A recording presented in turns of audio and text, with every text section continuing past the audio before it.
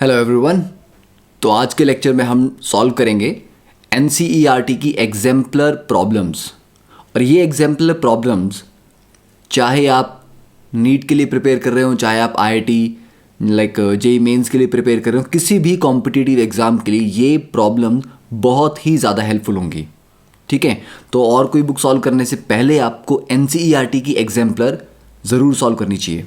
तो देखिए question number 1, Which of the following complexes formed by copper 2 positive ions is most stable? तो कौन सा सबसे ज़्यादा स्टेबल है? अब देखिए, स्टेबिलिटी किससे चेक की जाती है? स्टेबिलिटी कांस्टेंट से। ठीक है, और stability constant is K. Higher the value of stability constant more will be the stability. K की वैल्यू जितनी ज़्यादा होगी उतनी ही उस कॉम्प्लेक्स की स्टेबिलिटी भी ज़्यादा होगी। तो देखिए यहाँ पर log k है 11.6, यहाँ पर log k है 27.3। तो k जितना बड़ा होगा उतना ही log k भी बड़ा होगा। तो हाईएस्ट वैल्यू किसकी है? सेकंड ऑप्शन में। तो सेकंड ऑप्शन में जो कॉम्प्लेक्स बन रहा है वो सबसे ज़्यादा स्टेबल है। अब देखिए second question, the colour of the coordination compounds depends on the crystal field splitting. ठीक है, ये हमें पता है कि क्रिस्टल फील्ड स्प्लिटिंग से ही कलर आता है, क्योंकि जब डी ऑर्बिटल स्प्लिट होंगे तो इलेक्ट्रॉन लोअर ऑर्बिटल से हायर ऑर्बिटल में जंप करेगा, उस डी ट्रांजिशन की वजह से कलर आता है। तो what will be the correct order of absorption of wavelength of light in the visible region for the complexes? ठीक है, तो यहाँ पर एब्जॉर्प्शन ऑफ वेवलेंथ की बात की है कि कौन ज़्यादा बड़ी वेवलेंथ एब्जॉर्ब करेगा। देखो तीन कॉम्प्लेक्स हैं, तीनों कोबाल्ट 3 पॉजिटिव के हैं। तो जो मेटल है, मेटल आयन वो सेम है। एक में अमीन है लिगेंड, एक में साइनो है और एक में एक्वा है। ठीक है, अब सबसे ज़्यादा स्ट्रॉन्ग लिगेंड कौन सा है? साइनो। तो इसको हम ले लेते हैं 1, इसको ले लेते हैं 2, इसको ले लेते हैं 3। तो सबसे ज़्यादा स्प्लिटिंग किस में होगी? 2 में, उसके बाद 1 में, उसके बाद 3 में। तो 2 में जो स्प्लिटिंग होगी डी ऑर्बिटल्स की वो सबसे ज़्यादा होगी। 1 में थोड़ी कम है, 3 में और भी कम है। ठीक है, तो ज़्यादा स्प्लिटिंग का मतलब है कि जो एनर्जी एब्जॉर्ब होगी वो भी ज़्यादा होगी। ओके, अब एनर्जी का फॉर्मूला क्या होता है? E = hc/λ। ज़्यादा एनर्जी का मतलब है छोटी वेवलेंथ, और थर्ड केस में मिनिमम एनर्जी एब्जॉर्ब होगी। तो मिनिमम एनर्जी का मतलब है कि उसकी वेवलेंथ ज़्यादा होगी। तो जहाँ पर एनर्जी मिनिमम लग रही है वहाँ पर वेवलेंथ सबसे ज़्यादा आ रही है। तो देखिए एनर्जी मिनिमम किस में लगी? नंबर 3 में। ठीक है, तो सबसे बड़ी वेवलेंथ नंबर 3 में आएगी, मतलब वाटर में आएगी। वाटर के बाद अमीन में और सबसे कम साइनो में, क्योंकि साइनो में जब वेवलेंथ सबसे छोटी होगी तो एनर्जी ऑटोमेटिक सबसे ज़्यादा होगी। ठीक है, अगर फ्रीक्वेंसी के अकॉर्डिंग पूछा होता ये question, absorption of frequency of light, तो आप डायरेक्टली बोलते, क्योंकि E = h × न्यू फ्रीक्वेंसी। तो जितनी ज़्यादा फ्रीक्वेंसी उतनी ही एनर्जी। ठीक है, तो सबसे ज़्यादा फ्रीक्वेंसी किसकी होती? तब साइनो की होती, तब आंसर 1 आता। अगर फ्रीक्वेंसी के अकॉर्डिंग आंसर देना हो तो भी आंसर फर्स्ट ऑप्शन आएगी। ठीक है, next is the question number 3, when 0.1 mole of CuCl3 NH3 is treated with excess of AgNO3। ठीक है, देखिए करते हैं इसको। 0.2 mole of AgCl are obtained। ठीक है, excess of AgNO3 था। अब आपके पास दिया गया है CuCl3 NH3, इसके दिए 0.1 मोल प्लस AgNO3। तो AgNO3 का आप Ag पॉजिटिव लेके चलो, ये एक्सेस में है। और ये फाइनली आपको जो AgCl दे रहा है ये बन रहा है 0.2 मोल। अब देखिए 0.2 मोल AgCl बनाने के लिए क्या क्या चाहिए? 0.2 मोल Ag पॉजिटिव चाहिए और 0.2 मोल Cl नेगेटिव चाहिए। Ag पॉजिटिव तो एक्सेस में है तो इसकी हमें कोई चिंता नहीं है, पर 0.2 मोल Cl नेगेटिव ये कितना दिया है? 0.1 मोल। तो इसका मतलब हुआ कि ये सॉल्यूशन में 0.2 मोल Cl नेगेटिव दे रहा होगा। कैसे दे रहा होगा? देखिए, अगर हम ऐसे लिखते हैं CONH3 5 Cl Cl2, तो इसको जब आप आयनाइज करेंगे, इसको जब आप पानी में डालेंगे तो ये क्या आयन देगा?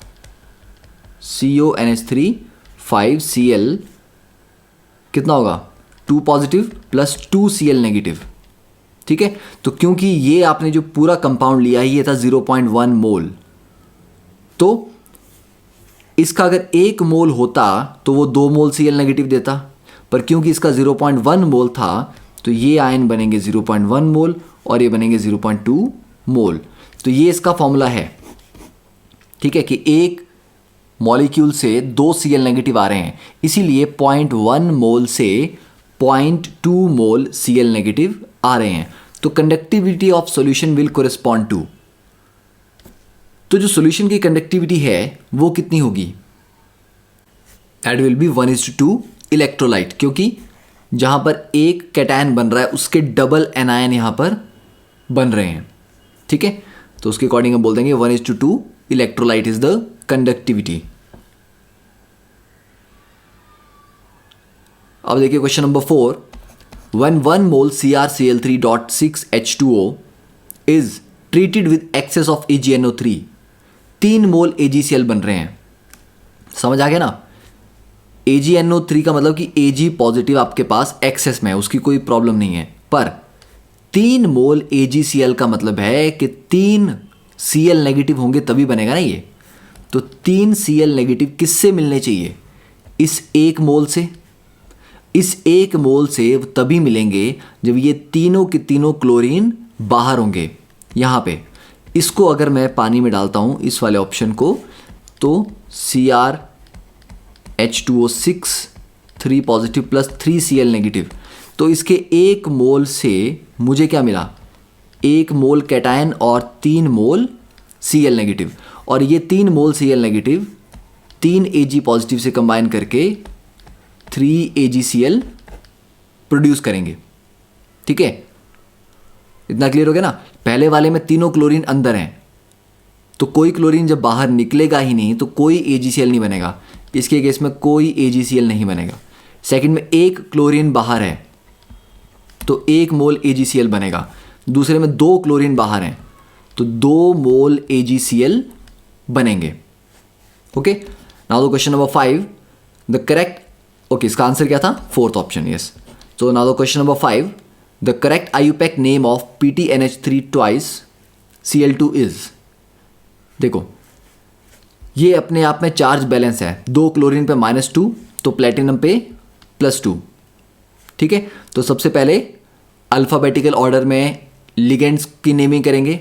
डायमीन डाइक्लोरो, ठीक है, क्लोरो बोलो या क्लोराइडो बोलो, प्लेटिनम 2, तो ये प्लेटिनम 4 गलत है, 0 गलत है, 4 गलत है, तो di amine di chlorido platinum 2, तो answer will be first option. Now the question number 6, the stabilisation of coordination compounds due to chelation is called the chelate effect.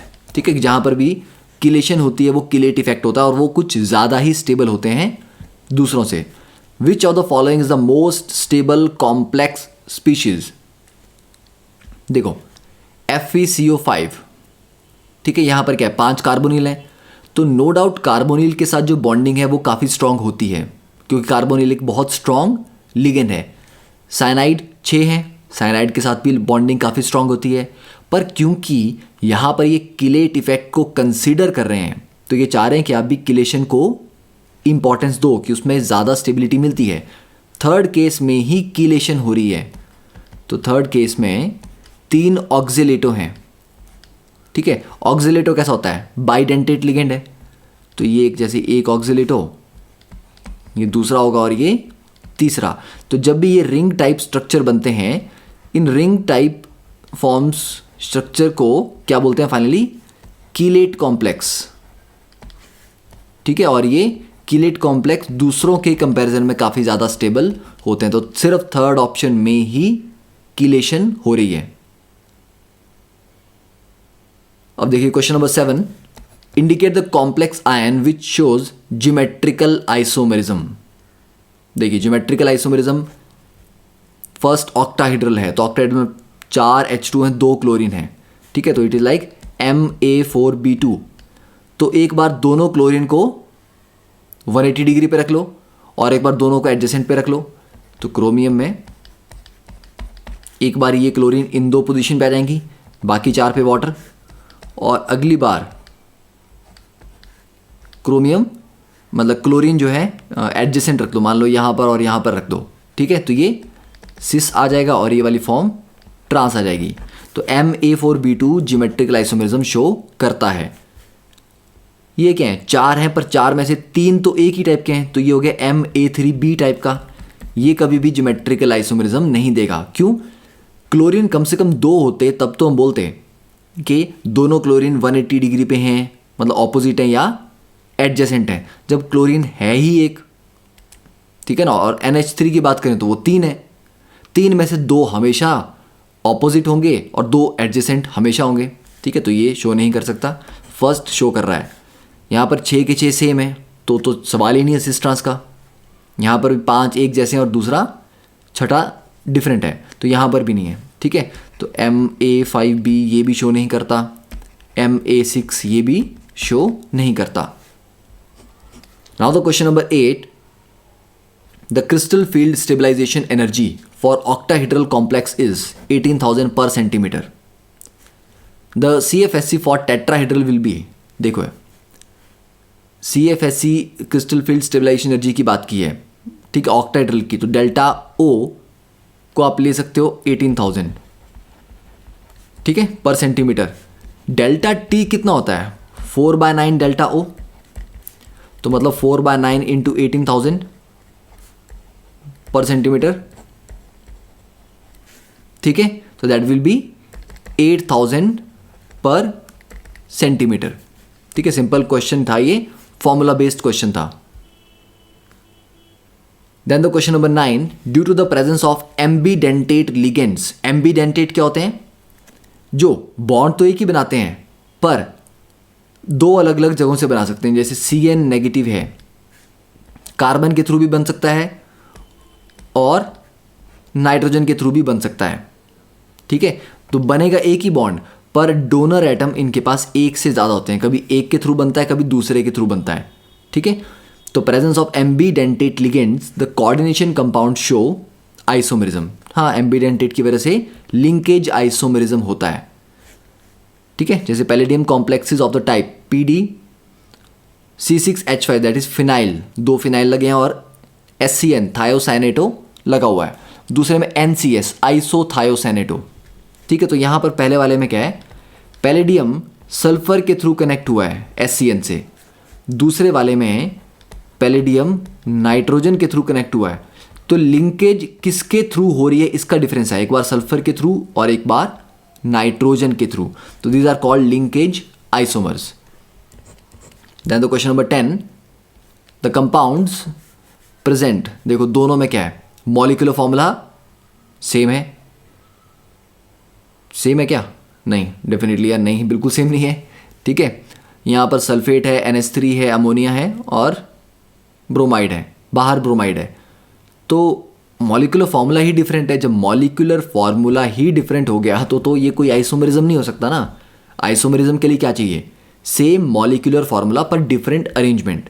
तो दिस इज नो आइसोमेरिज्म, ठीक है, they are different species,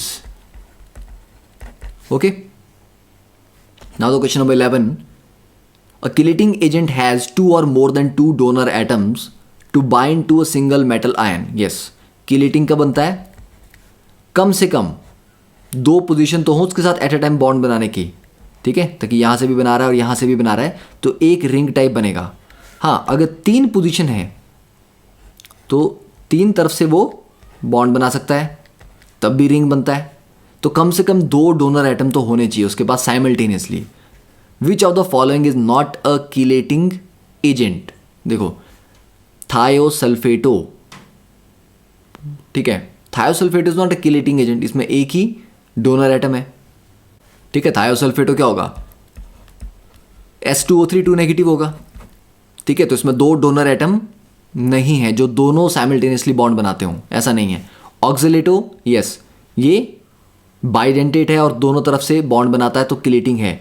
glycinato ये भी है। Ethane 1,2 diamine, ethylene diamine EN, ये भी chelating ligand है। तो first is not a chelating ligand. Then the question number 12, which of the following species is not expected to be a ligand. देखो NO, ठीक है, नाइट्रोसाइल, यस ये ligand है। NH4 positive, NH4 positive में nitrogen अपना lone pair दे चुका है, अब नाइट्रोजन के ऊपर आ गया पॉजिटिव चार्ज, तो इसके पास कोई लोन पेयर है ही नहीं शेयर करने के लिए, तो एज ए लिगेंड भी काम नहीं कर सकता, तो this cannot act as a ligand. जबकि third one, this is ethylene diamine, दो लोन पेयर है। फोर्थ कार्बोनिल, इसके पास भी लोन पेयर है, ठीक है, यहाँ भी लोन पेयर होता है, ओके।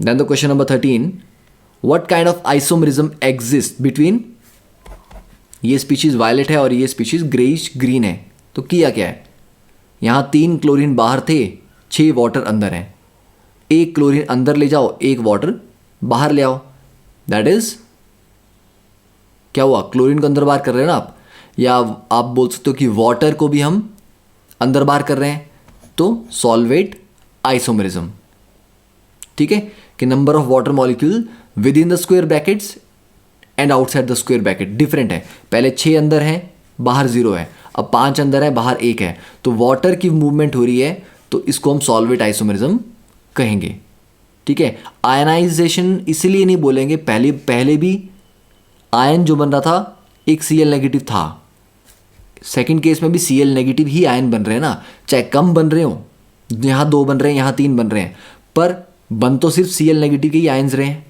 एनायन में, ठीक है। आयनाइजेशन आइसोमरिज्म तब होता है जब आयन्स ही डिफरेंट बनते हों, ठीक है, पर यहाँ पर एनायन जो होगा वो सेम होगा, हाँ कैटायन का थोड़ा सा डिफरेंट है, पर फिर वहाँ पर ये सॉल्वेट वाला टर्म आ जाएगा कि बेसिकली हो क्या रहा है, वाटर को आप अंदर बाहर कर रहे हो, तो कंफ्यूज मत होना कि आयनाइजेशन आंसर है इसका आंसर सॉल्वेट आइसोमरिज्म ही होगा। And the 14th question, IUPAC name of this compound. देखिए प्लेटिनम यहाँ पे +2 ऑक्सीडेशन स्टेट में, क्योंकि NO2 के ऊपर 1 नेगेटिव चार्ज होगा, Cl पे 1 नेगेटिव है, ठीक है, तो ये क्या होगा, डाईअमीन, देन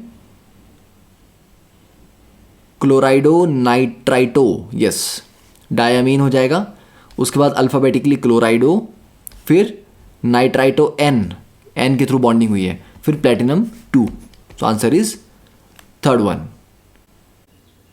तो आगे कंटिन्यू करते हैं with the multiple choice questions, that is जहां पर more than 1 options may be correct, ठीक है। देखिए question number 15, atomic number of manganese, iron and cobalt are 25, 26 and 27 respectively. Now which of the following inner orbital octahedral complex ions are diamagnetic? देखो अब यहाँ पर इन्होंने डायरेक्टली मेंशन कर दिया कि ये इनर ऑर्बिटल ऑक्टाहेड्रल कॉम्प्लेक्स हैं, मतलब सब में जो हाइब्रिडाइजेशन है दैट इज D2sp3, ठीक है, क्योंकि इनर d ऑर्बिटल हाइब्रिडाइजेशन में यूज होंगे। तो कोबाल्ट पे 3 पॉजिटिव चार्ज होगा, तो कोबाल्ट 3 पॉजिटिव की कन्फिग्रेशन क्या होती है, इट इज D6, ठीक है। तो D6 में D के जो 5 ऑर्बिटल हैं, ठीक है, 1, तो 6 इलेक्ट्रॉन इस तरह से आ जाएंगे, क्योंकि अमोनिया रिलेटिवली थोड़ा स्ट्रॉन्ग ही है लिगेंड, तो 6 इलेक्ट्रॉन जो हैं कोबाल्ट के वो इस तरह से अरेंज हो जाएंगे, और ये 2 ऑर्बिटल खाली हो गए, 4s खाली हो जाएगा, और उसके बाद 4p, ठीक है। तो D2sp3, तो यहाँ पर तो एक भी अनपेयर्ड इलेक्ट्रॉन नहीं बचा। मैंगनीज में कितने हैं, 25, तो मैंगनीज यहाँ पे उसके ऊपर चार्ज कितना होगा, 6, साइनाइड के ऊपर 6 नेगेटिव चार्ज, तो मैंगनीज पे +3 होगा, इसीलिए ओवरऑल चार्ज -3। तो मैंगनीज की जो कन्फिग्रेशन होती है दैट इज 4s2 3d5, ठीक है, तो मैंगनीज 3 पॉजिटिव की क्या हो जाएगी 4s0 3d4, ठीक है। अब 3d4 में 6 यहां पर साइनाइड यूज करने हैं, तो 4 को किस तरह से यूज करना है यहां पे हमें, मैंगनीज के भी 5 ऑर्बिटल होंगे, ठीक है। अब देखो 4 इलेक्ट्रॉन थे 1 2 3 4, पर साइनाइड है 6, तो यहाँ पर D2sp3 के लिए 2 D चाहिए, तो इस एक इलेक्ट्रॉन को फोर्सफुली हम पेयर करवा देंगे, ठीक है। इन दो को पेयर करवाने की ज़रूरत नहीं है। अब आप बोलोगे कि सर ये स्ट्रॉन्ग लिगेंड है साइनाइड, तो चारों पेयरिंग कर जानी चाहिए, पर पॉइंट ये है कि क्या पेयरिंग की ज़रूरत चारों के लिए पड़ रही है। एक की पेयरिंग करवाने के बाद ये 2 खाली तो हो गए, तो अब D2sp3 हाइब्रिडाइजेशन आराम से हो सकती है।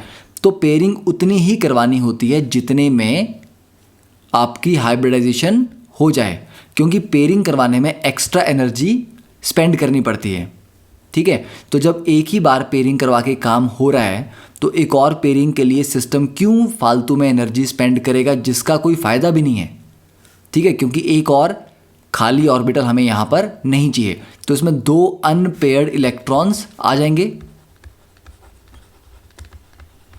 ओके। तो 2 अनपेयर्ड इलेक्ट्रॉन मतलब ये हो गया पैरा मैग्नेटिक। फर्स्ट वाला क्या है डायामैग्नेटिक, तो फर्स्ट तो डायामैग्नेटिक आ गया, दूसरा पैरा है। थर्ड आयरन के लिए सॉल्व करेंगे तो ये भी डायामैग्नेटिक आएगा। फोर्थ के लिए सॉल्व करेंगे तो वो पैरामैग्नेटिक आएगा, ओके। तो वो आप एक बार थोड़ा प्रैक्टिस भी कर सकते हैं, क्योंकि आयरन के लिए सॉल्व करना इजी है, ऑलरेडी थ्योरी में आपने ये क्वेश्चन डेफिनेटली किए होंगे। हाँ, सेकंड वाला थोड़ा एक अलग केस था, हो सकता है सभी बच्चों ने सॉल्व ना किया हो, ठीक है। नेक्स्ट देखते हैं क्वेश्चन नंबर 16।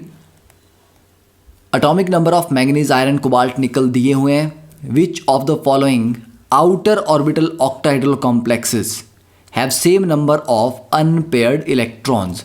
अब ये सभी आउटर ऑर्बिटल कॉम्प्लेक्स हैं, मतलब ये sp3d2, ठीक है। मतलब यहाँ पर फोर्स्ड पेयरिंग करवाने की ज़रूरत नहीं होगी। तो हमें देखना है कि same number of unpaired electrons. तो मैंगनीज यहाँ पर केस ऑक्सीडेशन स्टेट में +3 में, तो +3 मतलब 4s0 3d4, ठीक है। तो 3d4 में इसको हम ड्रॉ कर सकते हैं 1 2 3 5।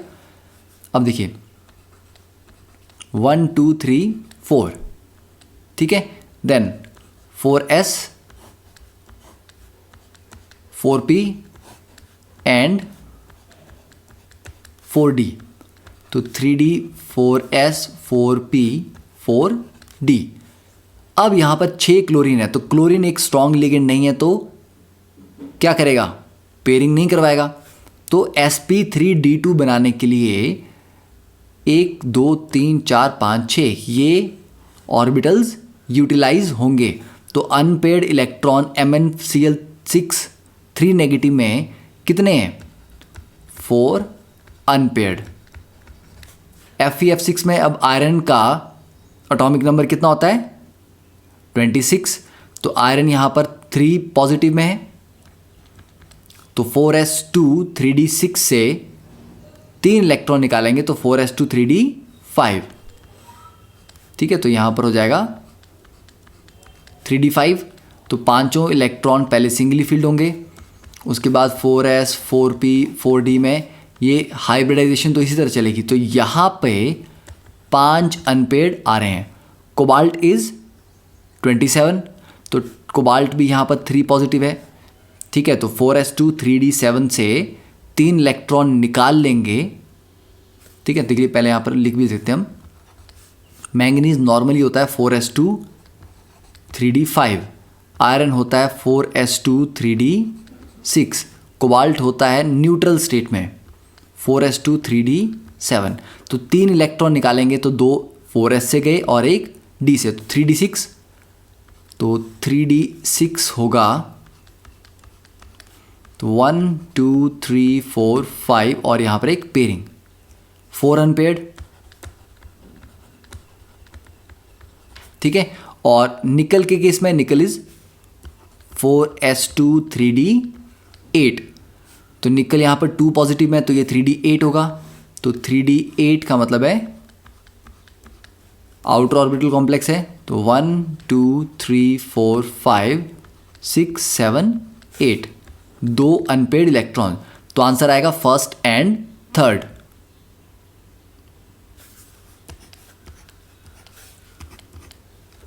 अब देखते हैं question number 17। Which of the following options are correct for the Fe6 3 negative complex. अभी जस्ट आपने पढ़ा था ये 15th क्वेश्चन में कि ये कैसा एक इनर ऑर्बिटल कॉम्प्लेक्स है। तो ये होगा D2sp3, तो फर्स्ट ऑप्शन। और ऊपर हमने सॉल्व भी किया है कि ये होगा पैरामैग्नेटिक। अब देखते हैं 18th question. An aqueous pink solution of cobalt 2 chloride changes to deep blue on addition of excess of HCl. This is because अब एक्वस सॉल्यूशन की बात हो रही है, तो मतलब यहाँ पर वाटर एज ए लिगेंड काम कर रहा है। ठीक है, कोबाल्ट 2 क्लोराइड है, तो मतलब कोबाल्ट 2 पॉजिटिव होगा। और दिस इज H2O6 Cl2। तो ये है आपका पिंक कलर का सॉल्यूशन। अब इसमें जब हम एक्सेस HCl ऐड करेंगे तो ये कन्वर्ट होता है COCl4 2 नेगेटिव में। ठीक है, तो ये आपको एक ऐसा फैक्ट है जो आपको याद ही करना पड़ेगा, क्योंकि कंपाउंड को देख के उसका कलर आप डायरेक्टली तो बता नहीं सकते। ठीक है, तो ये एक क्वेश्चन आपको याद ही रखना पड़ेगा। ठीक है, अब ये भी पॉइंट इंपॉर्टेंट है कि COCl4 में कन्वर्ट होता है, COCl6 में कन्वर्ट नहीं होता।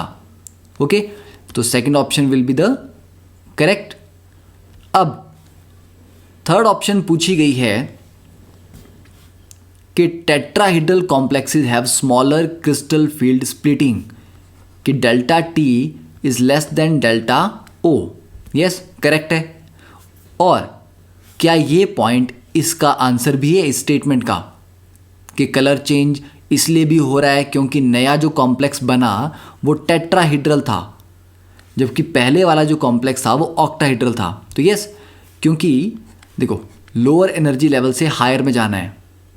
पहले गैप ऑक्टाहेड्रल का था, तो मान लेते हैं कि जो पहले एनर्जी गैप है वो इतना है। ठीक है, तो यहाँ से इलेक्ट्रॉन जंप करेगा ऊपर वाले लेवल पे, तो ज़्यादा एनर्जी एब्जॉर्ब होगी, बड़ा गैप है, तो ज़्यादा हाई फ्रीक्वेंसी की एनर्जी एब्जॉर्ब होगी।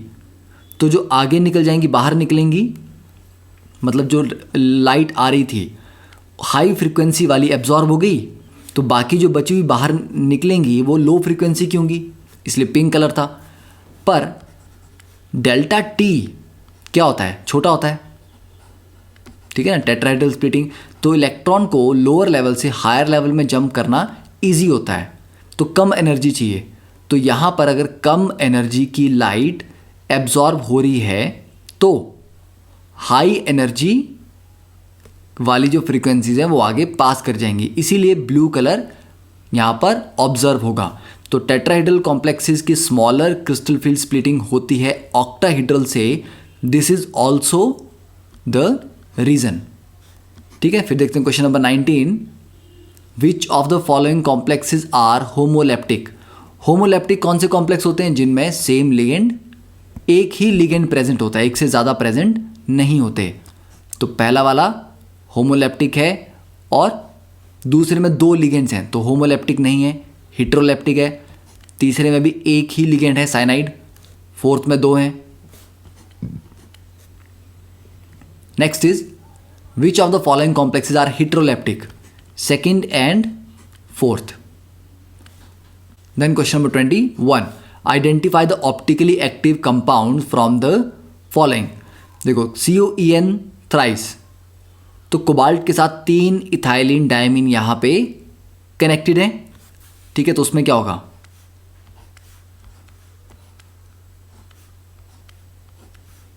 एक EN इस तरह लगा सकते हैं, दूसरा इथाइलिन डायमीन यहाँ पे और तीसरा यहाँ पे। अब इसकी अगर आप मिरर इमेज लेते हैं तो ये सुपर इम्पोज नहीं करती हैं। ये NCERT का इन टेक्स्ट सॉल्व्ड एग्जाम्पल है, ठीक है, तो वहाँ से आप इसको देख सकते हैं। तो ये एक ऑप्टिकली एक्टिव कंपाउंड है। देन ट्रांस COEN2Cl2, ट्रांस में क्या होगा, 2 क्लोरीन वर्टिकल होंगी और बाकी 2 पोजीशन पे एक EN यहाँ पे और दूसरा EN यहाँ पे। तो ये सिमिट्रिकल है, सिमिट्रिकल होने की वजह से इसकी मिरर इमेज सुपर इम्पोज कर जाएगी, तो ये तो ऑप्टिकली एक्टिव नहीं होगा। सिस, यस, सिस वाला ऑप्टिकली एक्टिव होगा। सिस में क्या होगा, यहाँ पे 2 क्लोरीन एडजेसेंट में लगा देंगे हम और